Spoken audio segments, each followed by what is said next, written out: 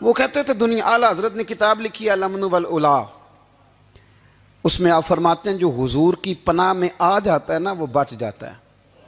اللہ کرے آپ کو سمجھ آئے میری بات کی۔ جو حضور کی پناہ میں آ جاتا ہے، وہ جو دنیا دار رہتا ہے، مالدار رہتا ہے، حضور کی پناہ میں نہیں آتا وہ بے سکون رہتا ہے۔ فرماتے ہیں یہاں دنیا میں بھی حضور کی پناہ میں آ جاؤ، آج لے ان کی پناہ۔ اور آج دلیل آپ نے ابن ماجہ کی حدیث لکھی ہے، حضرت تمیم داری حدیث کے راوی ہیں، اعلیٰ حضرت نے لکھی ہے، فرماتے ہیں جو حضور کی پناہ میں آیا بچ گیا۔ دلیل دیتے ہیں، فرمایا انسان تو انسان، جانور بھی آتے تھے تو بچ جاتے تھے۔ حضرت تمیم داری رضی اللہ تعالیٰ عنہ فرماتے ہیں کہ ہم کھڑے تھے، ایک اونٹ دوڑتا ہوا آیا، نبی کریم صلی اللہ علیہ وسلم کے پہلے اس نے قدموں پہ سجدے کیے۔ صحابہ کہنے لگے حضور ہمیں بھی اجازت دیں، فرمایا وہ تو بے زبان ہے، اسے تو پتہ کوئی نہیں، پیش نظر ہے وہ نو بہار، سجدے کو دل ہے بے قرار، روکیے سر کو روکیے یہی تو امتحان ہے۔ فرمایا اسے کیا پتا، تم تو مکلف ہو شریعت کے، تمہیں اجازت نہیں ہے۔ اور اعلیٰ حضرت نے 2 ٹوک لکھا ہے، فرمایا سوائے خدا کے کسی کو تعظیمی سجدہ بھی حرام ہے۔ یہ نوٹ کر لیں میری بات۔ اور اعلیٰ حضرت نے فتاوی رضویہ میں لکھا ہے کسی قبر پہ جاؤ تو 4 ہاتھ دور کھڑے رہو۔ اللہ کرے آپ کو سمجھ آئے، کتنے ہاتھ؟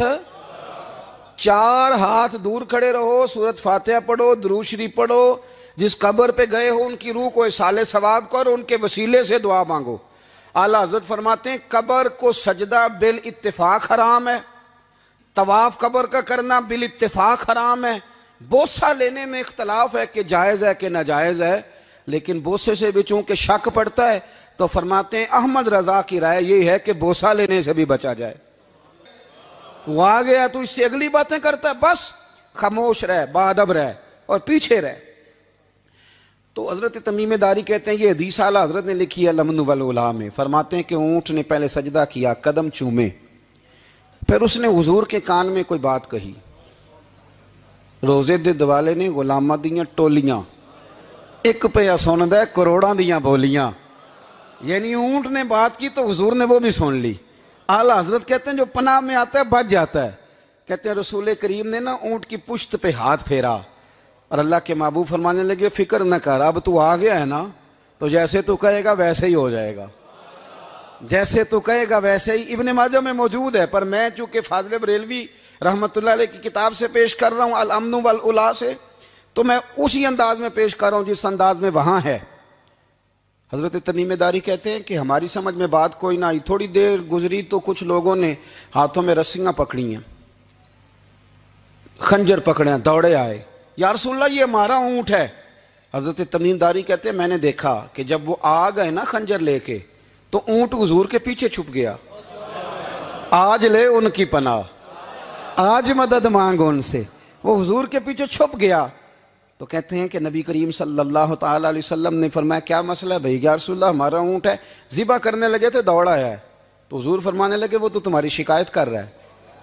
وہ کہتا ہے یا رسول اللہ میں نے برسوں ان کی نوکری کی، برسوں میں نے بڑی نوکری کی۔ صحیح کہتا ہے یا رسول اللہ؟ ٹھیک کہتا ہے حضور، اب بوڑھا ہو گیا ہوں، تھوڑا زیادہ بوجھ نہیں اٹھا سکتا تو مجھے ذبح کر کے کھانا چاہتے ہیں، میں مرنا نہیں چاہتا۔ نبی کریم فرمانے لگے اچھے لوگ یہ صلہ دیتے ہیں؟ انہوں نے عرض کی حضور آپ حکم کر دیں، ہم اس کو چھوڑ دیتے ہیں یا رسول اللہ، نہیں ذبح کریں گے، خدمت کریں گے۔ حضور فرمانے لگے نہیں، اب میرے پاس آیا ہے نا، اب میں نے واپس نہیں کرنا، آج ہو گیا ہے، آج لے ان کی پناہ، آج مدد مانگ ان سے، آج ہو گیا یا رسول اللہ پھر رکھ لیں۔ حضور نے فرمایا نہیں بھائی پیسے بتاؤ کتنے؟ یا رسول اللہ نہیں نہیں کچھ نہیں۔ نبی کریم علیہ السلام نے فرمایا نہیں بتاؤ کتنے، بتاؤ کتنے؟ انہوں نے کہا حضور ایک دفعہ ریٹ لگایا تھا تو 100 دینار لگا تھا، حضور نے فرمایا بلال دے دو 100 دینار، 100 دینار دے دیا۔ اعلیٰ حضرت فرماتے ہیں دیکھو ان کی پناہ میں آنے کی برکتیں کتنی ہیں۔ ان سے کہا تم جاؤ، وہ چلے گئے، حضور نے پشت پہ ہاتھ پھیرا، فرمایا جا تو آزاد ہے۔ حضرت تمیم داری کہتے ہیں وہ پہلے گیا پھر پلٹ کے آیا، اس نے نبی پاک کے کان میں کو بات کی، کئی باتیں کی، پر میں ایک بات کرتا ہوں، کئی باتیں کی، ایک بات کی تو حضور رو پڑے، اونٹ چلا گیا، ہم نے عرض کی حضور یہ کیا کہہ گیا ہے؟ تو محبوب فرمانے لگے یہ کہہ گیا یا رسول اللہ جس طرح آپ نے مجھے چھری سے بچایا ہے، میں دعا کرتا ہوں اللہ آپ کی امت کو جہنم سے محفوظ فرمائے، اللہ جہنم سے بچائے آپ کی امت کو، اس طرح مجھے چھری سے آپ نے محفوظ کیا۔ اعلیٰ حضرت فرماتے ہیں کن چکروں میں پڑے ہوئے ہو، کن چکروں میں؟ پیسوں کی پناہ لیتے ہو، عہدوں کے پیچھے چھپتے ہو، دولت کے پیچھے چھپتے ہو، تعلقات کے پیچھے چھپتے ہو، فرمایا مصیبت آئے گی تو یہ سارے ہٹ جائیں گے۔ اگر پناہ لینی ہے تو مدینے والے محبوب کی پناہ لو، دروازہ رسول پہ آؤ، نبی کریم کی بارگاہ میں جھکو، حضور سے پیار کرو۔ اعلیٰ حضرت فرماتے ہیں محبوب کا ادب کرو، رسول اللہ کی غلامی کرو۔ فرماتے ہیں پھر کہ گلی گلی تباہ، ٹھوکریں سب کی کھائیں کیوں، دل کو جو عقل دے خدا تو تیری گلی سے جائے کیوں۔ اور فرمانے لگے جان ہے عشق مصطفیٰ، روز فزوں کرے خدا، جس کو ہو درد کا مزہ وہ ناز دوا اٹھائے کیوں، جس کو ہو درد کا مزہ وہ ناز دوا اٹھائے کیوں۔ انہوں نے محبوب کریم کی محبت کا پیغام دیا، صحابہ کی محبت کا، بولیے، صحابہ کی محبت کا پوری کتاب لکھی حضرت صدیق اکبر جناب عمر کے فضائل پر۔ اور مزے کی بات یہ ہے کہ اعلیٰ حضرت نے نا اردو شاعروں میں سے کسی کو توفیق نہیں ہوئی حضور کو شہنشاہ کہنے کی، اعلیٰ حضرت نے کہا میرے نبی شہنشاہ ہیں۔ دلیل کیا دی؟ فرمانے لگے پڑھو ترمذی، حضور نے فرمایا میرے 2 وزیر زمینوں میں ہیں، 2 آسمانوں میں۔ زمین کے 2 وزیروں کے نام ابو بکر اور عمر ہیں، آسمان کے 2 وزیر ہیں جبریل اور میکائیل۔ تو اعلیٰ حضرت کہنے لگے حضور وزیر تو کسی شہنشاہ کے ہی ہوتے ہیں، پھر کہہ لو نا شہنشاہ۔ تو پھر فرمانے لگے حاجیو آؤ شہنشاہ کا روضہ دیکھو، حاجیو آؤ شہنشاہ کا روضہ دیکھو، کعبہ تو دیکھ چکے اب کعبے کا بھی کعبہ دیکھو، کعبہ تو دیکھ چکے اب کعبے کا بھی، غور سے سن تو رضا کعبے سے بھی آتی ہے صدا، میری آنکھوں سے میرے پیارے کا روضہ دیکھو۔ اعلیٰ حضرت نے ساری زندگی اور صحابہ کرام کی بات کی، اہل بیت کی بات کی، اولیاء کی بات کی، صوفیاء کی بات کی، دفاع کیا سب کا، سب کے شانوں میں لکھا، امت کو بتلایا کہ اپنے بزرگوں سے جڑے رہو گے تو بچے رہو گے۔ اعلیٰ حضرت نے طنز کرنے سے، تنقید کرنے سے، بلا وجہ غلطیاں نکالنے سے اور ایک دوسرے پر لان تان کرنے سے ہمیں بچنے کو کہا۔ اعلیٰ حضرت فرماتے ہیں کوئی علم اگر آ جائے نا تو اس کا معنی یہ نہیں کہ سب کو جاہل سمجھ لینا چاہیے۔ سمجھ آ رہی ہے میری بات کی؟ ہم جس شعبے میں بھی ہوتے ہیں نا سامنے والے کو ان پڑھ ہی سمجھتے ہیں۔ مولویوں کے بارے میں بعض لوگوں کا خیال ہے کہ یہ پتہ نہیں کون سی مخلوق ہے، ان کو کیا پتہ دنیا داری کا۔ میں صحیح کہہ رہا ہوں۔ اسی طرح جو میرے شعبے سے تعلق رکھنے والے لوگ ہیں وہ کہتے ہیں شاید سارے تاجر 2 نمبر طریقے سے ہی مال کماتے ہیں۔ یہ ہو نہیں سکتا، ایسا ہو نہیں سکتا۔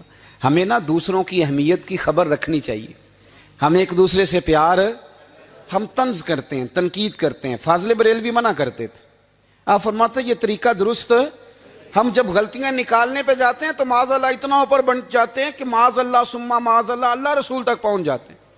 اعلیٰ حضرت کے زمانے میں ایک شخص نے کہہ دیا نبی پاک کا خیال آئے تو نماز ٹوٹ جاتی ہے۔ عقل ہے نا جی، جہاں مرضی لے جاؤ۔ وہ کہنے لگا جی میں نے خالص اللہ کے لیے پڑھنی ہے نا فلسفہ عجیب، نبی پاک کا خیال آئے تو نماز۔ اعلیٰ حضرت فرمانے لگے تو بڑا ہی پاگل ہے، جب تو کہے گا السلام علیکہ ایھا النبی خیال آئے گا کہ نہیں؟ فرمانے لگے تو بڑا ہی نادان ہے، جب تو کہے گا اللہم صلی علی محمد وعلی خیال آیا کہ نہیں آیا؟ فرمانے لگے تو نبی پاک کی بات کرتا ہے، نماز میں تو ابا اماں کا بھی خیال آتا ہے، ربنا اغفر لی والدیّ۔ فرمانے لگے ربے کے خیال سے نہیں ٹوٹتی تو مدینے والے کے خیال سے کیسے ٹوٹ گئی؟ فرمانے لگے بڑا ہی بیوقوف ہے تو۔ اعلیٰ حضرت فرمانے لگے تو کہتے ہیں حضور کا خیال آئے تو ٹوٹ جاتی ہے؟ فرمانے لگے جب تک حضور کا خیال آئے نہ نماز ہوتی نہیں، جب تک حضور کا خیال نہ آئے نماز ہوتی نہیں، سوال ہی نہیں پیدا ہوتا۔ لوگوں نے کہا جناب وہ کس طرح؟ تو اعلیٰ حضرت فرمانے لگے اللہ نے کہا قرآن میں واقعی الصلاۃ نماز پڑھو، یہ نہیں بتایا کتنی پڑھنی ہے، اور یہ بھی نہیں بتایا فجر کی کتنی پڑھنی ہے، یہ بھی نہیں بتایا ظہر کی، یہ بھی نہیں بتایا قیام کیسے کرنا ہے، ہمیں یہ بھی نہیں بتایا رکوع کیسے کرنا ہے۔ ہمیں پتہ کیسے پتہ چلا؟ جب صحابہ نے کہا نا رب کہتا ہے نماز پڑھیں تو کیسے پڑھیں، تو حضور فرمانے لگے سلو کما رأیتمونی اصلی، نماز اس طرح پڑھو کرو جس طرح مجھے پڑھتے ہوئے دیکھتے ہو. تو کہا یہ تو کیسی عجیب بات کر رہا ہے کہ نبی کریم صلی اللہ علیہ وسلم کا خیال آئے. اور پھر بڑی مزیدار بات, ایک شخص نے اعلیٰ حضرت سے آ کے نا, اس زمانے میں نا ایک آریہ مذہب ہوتا تھا, اب اللہ کا شکر ہے وہ کوئی نہیں. اب ویسے جو بڑے نئے نئے مذہب نکل آئے ہیں, جو آدمی جتنا پڑھ جاتا ہے معاذ اللہ وہ ایک نئی بات ہی شروع کر دیتا ہے, اور جو انوکھی بات کرے اس کے پیچھے رش بھی زیادہ ہو جاتا ہے. سٹائل ذرا ہٹ کے ہو نا جی تو ذرا ماحول جلدی بن جاتا ہے. تو وہ آریہ مذہب تھا, تو وہ ایک آریہ آ گیا اعلیٰ حضرت کے پاس, آ کے کہنے لگا کہ فرض کی اہمیت زیادہ ہے کہ سنت کی؟ تو اعلیٰ حضرت فرمانے لگے بھئی اہمیت تو فرض کی زیادہ ہے. تو کہنے لگے آپ کا وضو تو پھر سنت سے شروع ہوتا ہے. وضو میں پہلا فرض ہے منہ دھونا, اور آپ سب سے پہلے ہاتھ دھوتے ہیں, یہ بھی سنت. ناک میں پانی ڈالنا یہ بھی, کلی کرنا یہ بھی. میری بات کی سمجھ آ رہی ہے؟ اس نے کہا یہ آپ عجیب لوگ ہیں, فرض اگر بڑا ہے تو پہلے فرض ہونا چاہیے تھا. سمجھ آ رہی ہے میری بات کی؟ لوگ دین پر بڑے بڑے مختلف اعتراضات کرتے ہیں نا. اس نے کہا جی پہلے ہونا چاہیے تھا فرض. تو منہ دھونا فرض ہے, آپ نے گھٹنوں تک ہاتھ دھوئے, اب یہ جو آپ نے ہاتھ دھو یہ بھی سنت, کلی کری تو وہ بھی سنت, ناک میں پانی ڈالا تو وہ بھی سنت, تو آپ تو چوتھے نمبر پہ فرض ادا کر رہے. تو اعلیٰ حضرت فرمانے لگے تم اصل میں محبوب کا غلام نہیں نا. ہاں تجھے کیا پتا ہو یہ بات کیا ہے, تو بیٹھ جا ہم سے سن, ہم تجھے بتاتے ہیں. اس نے کہا جی کیا مطلب؟ فرمانے لگے یہ محبوب جو ہے نا ہمارے, یہ ہمیں بڑی جگہوں سے بچاتے ہیں, یہ بچا بچا کے فرائض تک لے جاتے ہیں. کیا مطلب؟ کہنے لگے حضور نے ہمیں کہا ہے کہ پہلے نا ہاتھ دھو لو, پتہ چل جائے پانی زیادہ گرم تو نہیں, منہ جالی نہ جائے, پہلے نا دیکھ لو. فرمایا پھر ناک میں ڈال کے پتہ کرا لو کہ اس میں سے بدبو تو نہیں آتی. سنت بھی ادا ہو گئی, پتہ بھی چل گیا بو تو نہیں آ رہی. اور فرمایا پھر منہ میں ڈال کے چکھ لو کہ بد ذائقہ تو نہیں. اب یہ 3 سنتیں ادا کر کے تم فرض ادا کرو گے تو اللہ بھی راضی ہوگا, اللہ کے رسول بھی راضی ہوں گے. دے کے حضور آکھن منگتے دی خیر ہووے, دے کے حضور آکھن منگتے دی خیر ہووے, منگتا کبے سخی دے, منگتا کبے سخی دے, بوہے دی خیر ہووے, دے کے حضور آکھن منگتے دی خیر ہووے, دے کے حضور آکھن. اور جنت بڑی جگہ لگیا جڑی جگہ تے, جنت بڑی جگہ